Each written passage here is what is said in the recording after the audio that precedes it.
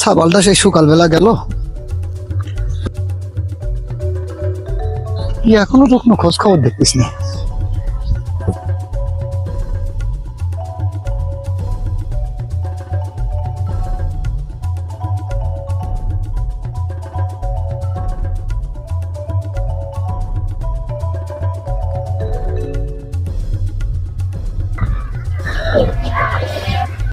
আর নসল্লা করিস নে, একদম চোখ খুঁজে গেলে সাথে একদম সেগুলো বাড়া পালতেছি। আবার মাসি পুলিশ কেন, মাসি পুলিশ কেন? ওই যাইছে। হ্যাঁ কি যে রেজাল্ট কি করেছে তাই কাও আগে। ওই আমি সকালে ফেল করি। কি টোটাল তুই পাস করেছিস কখানে? দুকুনি 6 আর 2 8 এ তা তোর সাবজেক্ট কখান টোটাল?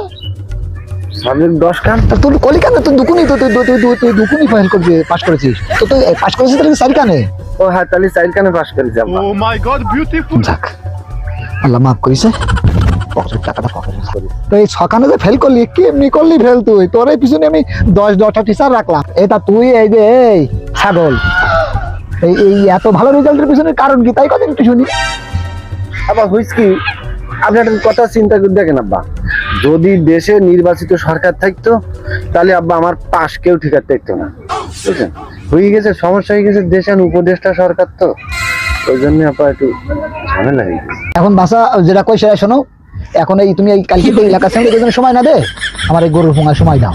তাতে যদি মনে করো ওই বছর বছর আমার এই গরুটা দিয়ে দুধ খাতে পারি, আর এই বাছু মাছু যদি আমি বিক্রি করে করা খাতে পারি আর কি। ওই সন্ধ্যা হতে হতে গরু নিয়ে গলে আসিস,